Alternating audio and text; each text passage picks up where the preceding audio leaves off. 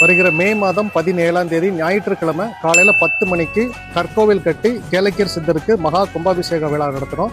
1008 தீர்த்தங்கள், 1008 லிட்டர் பால் அபிஷேகம், 1008 லிட்டர் பன்னீர் அபிஷேகங்கள், 15க்கும் மேற்பட்ட சக்தி வாய்ந்த நேபாளத்திலும் இமயமலைத்திலுமே கிடைக்கக்கூடிய சில பொருட்களை வச்சு இந்த சிலை அஷ்டபந்தன மகா கும்பாபிஷேக விழா நடத்தினோம்.